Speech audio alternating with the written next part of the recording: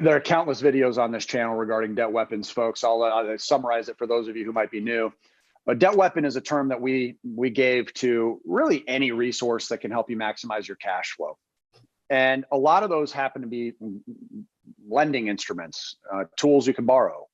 And there's sort of this hierarchy that you'll find when exploring these available tools. Some of them we prefer, some of them we really only rely on if absolutely necessary. You know, I can't stress enough that I think it's very important that you utilize leverage with extreme caution. And the more you can focus on tools that minimize your risk, the better.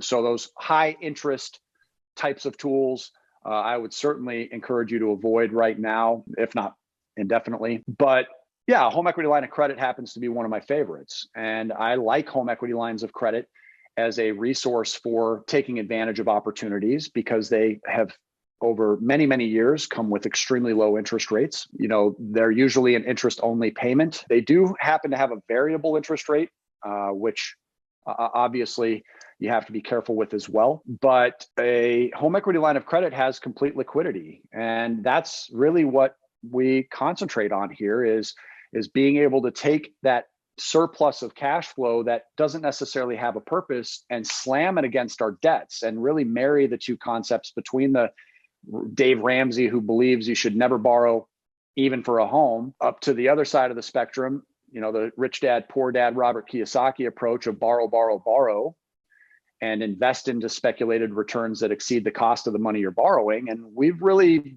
brought those together into this powerful hybrid concept of hating debt and simultaneously loving leverage. And the ability to overcome the contradiction inside that statement is being able to pay those debts off in record time. And that's where if I took a $50,000 debt weapon and paid it off to $25,000 in about a year, it's paid in full in 2 years. That's much faster. That is extremely accelerated from what the home equity line of credit requires from me. And it also then cuts heavily into the cost of interest of using that tool. But to my point, it's also still preserving the liquidity. Being able to take that money and apply it towards a debt weapon like a home equity line of credit. And the reason I love HELOCs is that I can just borrow against that tool again.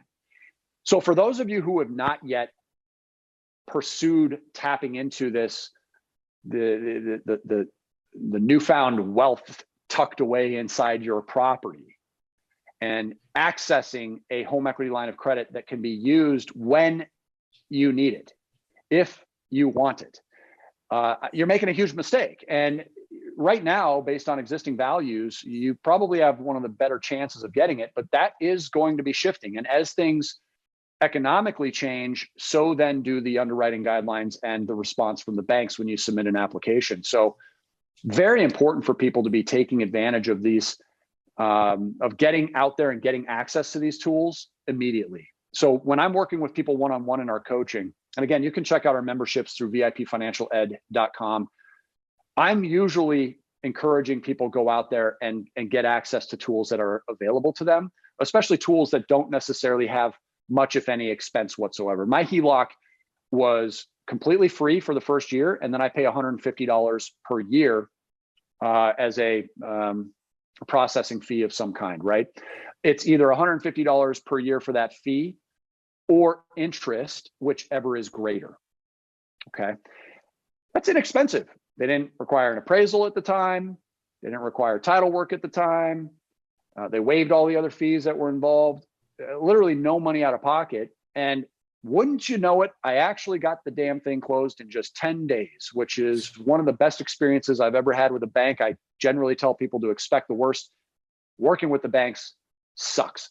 So the home equity line of credit I got was actually through Ent Credit Union, and they have a pretty small footprint. So doing research on this is extremely important. And for those coaching members that enroll, we actually give a debt weapon cheat sheet, which is an amazing tool that actually helps them go through the process of finding and applying for the right tools for their needs anytime for the rest of their lives. So it's not a, hey, you should fish in this fishing hole, and then all of a sudden those fish are gone, and that resource is no longer valuable to you. It's a, how do you find the right fishing hole to fish in?